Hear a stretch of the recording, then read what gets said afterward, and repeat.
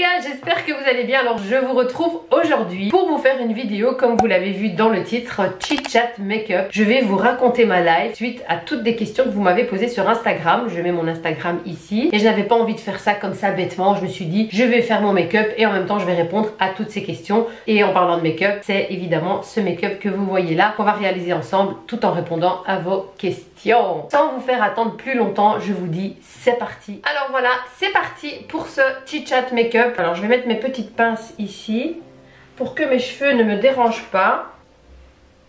Alors je vais commencer par appliquer mon fond de teint. Je vais utiliser le Forever Skin Glow de chez Dior, un des fonds de teint que j'aime beaucoup. Je vais l'appliquer cette fois-ci au Beauty Blender. Première question, as-tu changé ta vision de la vie depuis ton cancer? Évidemment que oui. Après un cancer, je pense qu'on change très vite notre vision de la vie.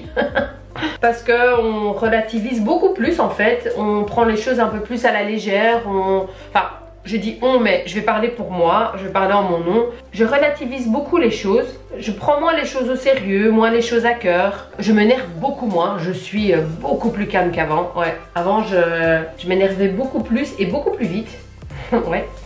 Mais c'est vrai qu'aujourd'hui je suis beaucoup plus calme par rapport à ça et on change parce qu'on n'a plus envie de se faire du mal, on n'a pas envie de stress surtout. Enfin, moi personnellement j'ai peur de stresser, j'ai peur parce que comme on sait que le stress c'est pas bon, alors du coup bah, j'ai toujours très peur de stresser et j'évite, voilà. Alors maintenant que j'ai appliqué mon fond de teint, je vais appliquer mon anti-cerne, c'est le MAC Studio Fix 24 heures. C'est un des anti-cernes qui me convient le mieux. Donc je vais le mettre ici. Je vais en mettre un peu là. Voilà. Je vais aussi l'estomper au Beauty Blender. Alors, deuxième question. De quelle origine es-tu? Alors, je l'avais déjà dit dans une vidéo. Je suis d'origine albanaise. Donc, je suis née en Belgique, mais je suis d'origine albanaise. Mais j'ai aussi beaucoup de la culture turque parce que mes grands-parents ont immigré en Turquie avant de venir en Belgique. Et du coup, bah, j'ai pas mal de familles là-bas. Je parle la langue couramment. Et je vais très souvent en Turquie parce que j'adore ce pays. Je suis d'origine albanaise, pour être plus précise, de la Macédoine. Alors mon anti-cerne est appliqué. Alors je vais venir un petit peu estomper avec mon petit pinceau de chez MAC. Vous savez, c'est celui avec les petits poils tout fins dans le bout. Et j'aime bien parce que ça unifie vraiment le teint, ça fait fondre l'anti-cerne avec le fond de teint. Et j'aime beaucoup utiliser ce pinceau. Vous voyez, ça unifie vraiment le teint, j'aime beaucoup. Alors, prochaine question. Alors, qu'est-ce qui fait que tu es si spécial? Les gars, alors je vais utiliser ma poudre de chez Laura Mercier. Les gars, j'ai rien de plus spécial qu'une autre personne, hein. Je suis pas spéciale en fait. Je me vois pas comme quelqu'un de spécial personnellement. Alors je sais pas qu'est-ce que vous voulez dire par spécial. Je pense que c'est un compliment. Ouais, bah, je suis une personne comme une autre. Alors ce qui est peut-être spécial chez moi, c'est que j'ai tendance à toujours être très optimiste. J'ai toujours des pensées positives. Je me lamente jamais sur ce qui m'arrive et je prends toujours les choses en essayant de voir le bon côté et les côtés positifs de chaque chose qui m'arrive, même quand c'est une catastrophe. Et du coup je pense que ça se reflète en fait dans mes vidéos, dans ma façon d'être. Peut-être vous pensez que je suis quelqu'un de spécial, mais je ne suis pas spéciale, je suis normale. Alors, now. Donc maintenant j'ai fait mon teint, j'ai mis ma poudre libre. Qu'est-ce que je vais mettre? Je vais faire mon fard à joues tout à l'heure. Je vais d'abord faire mes yeux. Alors pour les yeux, je vais utiliser ma petite palette de chez Dior. Enfin en tout cas quelques-uns des fards. Je vais d'abord utiliser le fard ici nude en guise de base. Alors ici, comment va ton moral? Quand on me pose cette question, j'imagine que c'est un peu par rapport à ce qui m'est arrivé ou quoi. Mais je vais répondre par rapport à ça et en règle générale on va dire. Mon moral va très bien. J'ai eu des petits moments un peu down, surtout au mois d'octobre, novembre. Octobre c'est vraiment un mois où ça fait 2 années de suite où ça va pas. Mais voilà, c'est passé heureusement. Aujourd'hui mon moral va très très bien. J'ai hâte qu'on soit 2021. Il n'y a rien qui va changer mais psychologiquement je me dis voilà, c'est une nouvelle année, un nouveau départ. Surtout que cette année a été vraiment très compliquée pour tous. Alors là je vais brosser mes sourcils. En plus on est au mois de décembre, c'est la période des fêtes et on n'a pas pu vraiment fêter comme on veut, surtout Noël. Par contre par rapport à la situation, mon moral, c'est vrai qu'il y a un peu des hauts et des bas. Donc c'est pas, je suis pas en dépression, mais j'en ai marre. Comme beaucoup d'entre vous, j'en ai vraiment marre. Ça commence à devenir long, ces restrictions, ce manque de liberté. Voilà, on peut même plus rêver, on peut même plus voyager, on peut plus faire de projets. C'est fatigant, c'est fatigant. Et puis ce masque, faut porter tout le temps, ces fils dans les magasins, et on peut pas se promener ensemble, et ceci et cela. Ça fait trop de trucs et ça dure depuis trop longtemps. Il serait temps que ça se termine, sinon en règle générale mon moral ça va. Surtout que je viens de passer tout le mois de décembre avec vous. C'est vraiment très chouette. On a vraiment été en interaction et c'est vraiment très chouette, franchement. Je parle, mais il faut que je continue à me maquiller aussi. Alors là, je vais prendre la palette de Martin Cosmetics Faut que ça brille. J'ai toujours du mal à dire Martin Cosmetics, voilà. Je vais prendre la teinte Giselle, c'est la teinte ici beige. J'aime bien utiliser cette teinte pour un petit peu unifier ma paupière. Voilà, et ça unifie vraiment bien et après c'est plus facile. Alors, prochaine question. Coucou, à quel âge as-tu tes enfants? J'en ai aussi déjà parlé dans une vidéo, mais c'est pas grave, ce sont peut-être des gens qui arrivent à peine sur ma chaîne. Alors ma fille, je l'ai eu à 21 ans et mon fils, je l'ai eu à 29 ans. J'ai toujours dit que ce soit 1, 2, 3 enfants, peu importe. Moi j'en voulais quand même minimum 2, maximum 3. J'avais dit que je les ferais avant mes 30 ans et qu'après mes 30 ans je ne veux plus avoir de grossesse. Et c'est ce que j'ai fait, je m'y suis tenue. Et la raison c'est que voilà, je me suis mariée très jeune, donc à 18 ans. Et je suis toujours avec le même mari, oui, on est mariés depuis très longtemps. Qu'est-ce que je disais? Je me suis égarée. Oui voilà, je disais que je me suis mariée très jeune et j'ai eu ma fille après 2 ans et demi de mariage.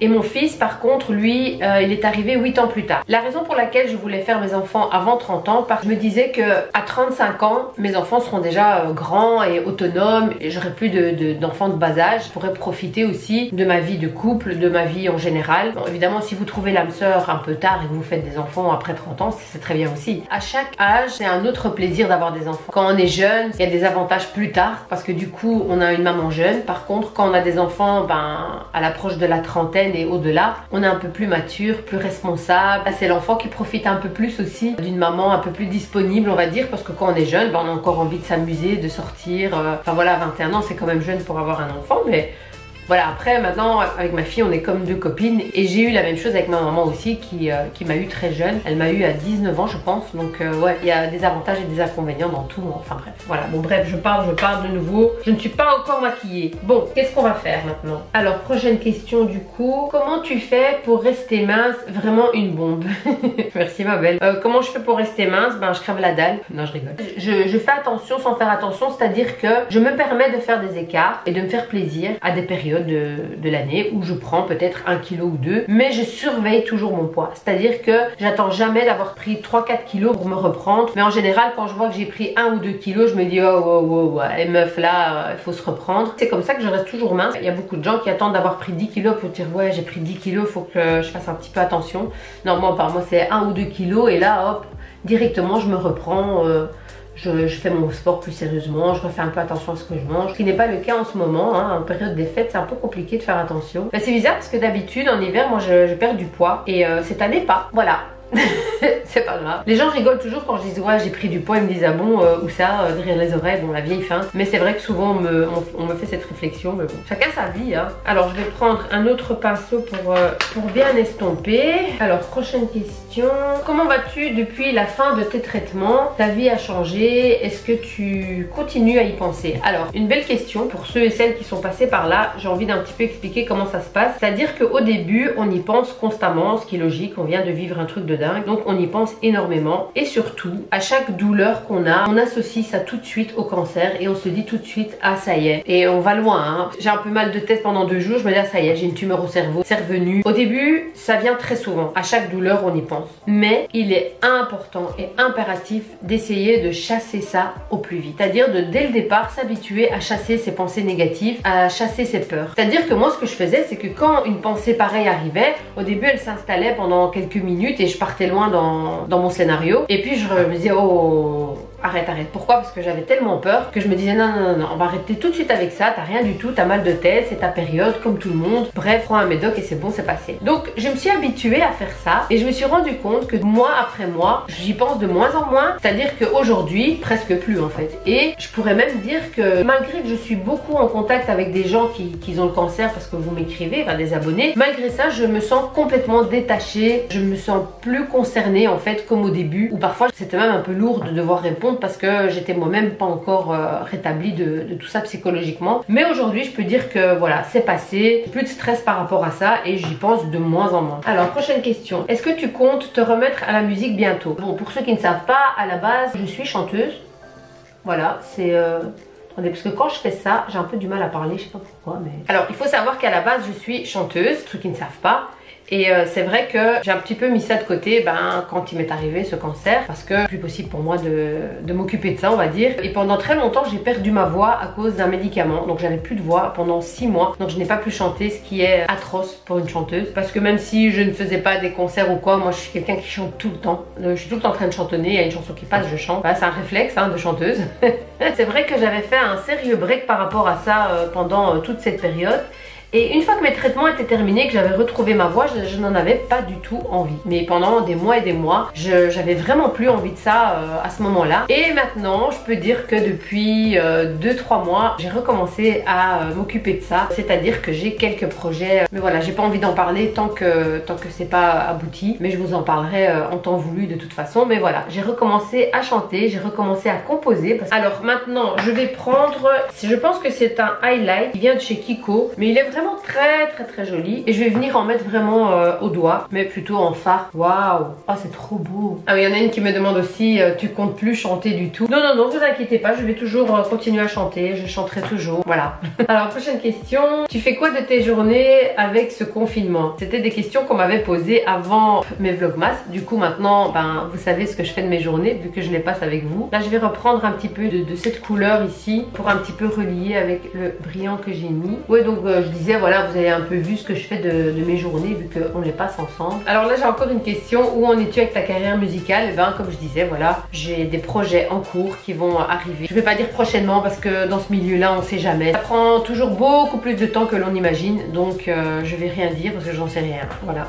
Alors prochaine question, coucou, est-ce que pendant l'hormonothérapie faire du sport t'a vraiment aidé ou moyen? Je n'ai pas fait d'hormonothérapie, par contre j'ai fait du sport pendant ma chimiothérapie, donc c'est peut-être de ça qu'elle veut parler. J'ai fait du sport et ça m'a énormément aidé. Je pense que ça a aidé à éliminer plus vite les toxines et tous ces médicaments qu'on vous injecte, et du coup je me sentais mieux beaucoup plus vite que quelqu'un qui fait pas de sport. On est bon. Alors une autre question, quelle est la question qu'on te pose le plus? On va pas dire une question particulière, mais il y a souvent des sujets qui reviennent. Alors je vais mettre du eyeliner. Alors on me pose énormément de questions évidemment sur le cancer, sur les traitements, comment j'ai vécu la chose, comment ça s'est passé, etc. Donc ça va dans tous les sens. Et je reçois aussi énormément de questions sur la pousse des cheveux, sur mes cheveux. Ça aussi c'est quelque chose qui revient très souvent. Je reçois beaucoup de questions sur Instagram et je réponds à tout le monde. Donc ça je le dis chaque fois, mais c'est vrai, je réponds vraiment à tout le monde. Donc si vous avez des questions, n'hésitez pas à venir me parler en privé sur Instagram. Je vous mets mon Instagram ici du coup. Alors maintenant on va passer au mascara et puis je vais en venir à la dernière question. C'est vraiment mon mascara favori, celui-là. Il recourbe mes cils, il les allonge et ils ont l'air plus fournis. Et vraiment ce mascara c'est the best. C'est le mascara de chez MAC que je vous montre tout le temps dans toutes mes vidéos. Je vais pas dire que c'est le seul que j'utilise, mais c'est un de mes favoris. Et voilà qui est fait. Alors pour la dernière question, il y a deux questions. En une, est-ce que tu manges bio? Souvent on va dire, mais pas toujours. J'essaye un maximum d'acheter bio, mais ça m'arrive de pas manger bio et voilà quoi. Et alors une autre question, j'adore tes rouges à lèvres. C'est quelle marque? Alors je vais vous les montrer parce que ce sont deux rouges à lèvres que j'utilise très régulièrement. Alors on me pose souvent des questions pour mon rouge à lèvres rouge. Donc c'est ceux-ci de chez Maybelline, c'est Super Stay. Et ça c'est le rouge que j'utilise tout le temps. En fait son nom l'indique, Super Stay, il tient. Mais bon, si vous le mettez le soir, vous pouvez être sûr que demain matin votre rouge à lèvres il est toujours là. Si vous n'avez pas un bon démaquillant, le matin, tac, votre rouge à lèvres il est intact. Il tient vraiment 24 heures. Celui-là il est incroyable. Et alors j'utilise beaucoup aussi ce ton un peu rose. Mais là je vais utiliser justement celui-ci. Il est très facile à appliquer aussi.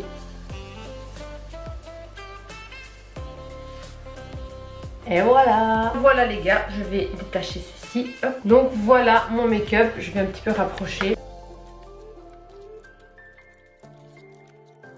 Voilà les gars, on arrive à la fin de ce chit chat make-up. J'ai essayé de répondre à un maximum de questions, j'en ai encore tout plein, mais je ferai peut-être une deuxième vidéo. Je continuerai à vous répondre à toutes vos questions. La vidéo peut pas durer 50 heures non plus. Et voilà, j'avais envie de vous faire une vidéo 2 en 1 à l'occasion du nouvel an qu'on va fêter chez soi tranquillement, gentiment, sagement. On peut quand même se préparer, se faire belle même si on ne sort pas. On peut se faire belle rien que pour nous. J'en profite pour vous souhaiter tous mes vœux de bonheur pour cette nouvelle année qui va commencer, en espérant qu'elle soit pleine de joie, de bonheur, de liberté.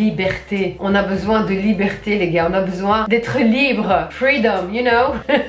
Donc je souhaite vraiment revivre normalement, pouvoir retrouver notre vie comme avant, parce que je pense que cette période nous a fait rendre compte à quel point on avait une belle vie en fait. Donc je souhaite sincèrement du fond du cœur que tous ces problèmes seront réglés d'ici peu et qu'on pourra cet été par exemple partir librement en vacances au fin fond du trou du cul du monde, tu vois, comment là-bas, et que voilà, il faudra pas faire de tests, il faudra pas mettre de masque. Le rêve, c'est devenu un rêve en fait. Mais voilà, je vous souhaite vraiment le meilleur. Je suis très heureuse de vous avoir dans ma vie, même si c'est virtuellement. Vous ne vous imaginez pas le bonheur que c'est, tous vos messages, votre soutien. Vous êtes vraiment un bonheur au quotidien. Je ne peux plus me passer de vous. Je passe énormément de temps à lire vos commentaires et tout ça parce que vous me faites un bien fou. Et j'en profite pour vous dire merci. Merci d'être là. Merci d'être si fidèle. Merci d'être si bienveillant. Vous êtes une communauté, mais adorable. Je souhaite la bienvenue à tous ceux qui se sont rajoutés il n'y a pas très longtemps et je souhaite la bienvenue aussi à ceux qui vont se rajouter bientôt.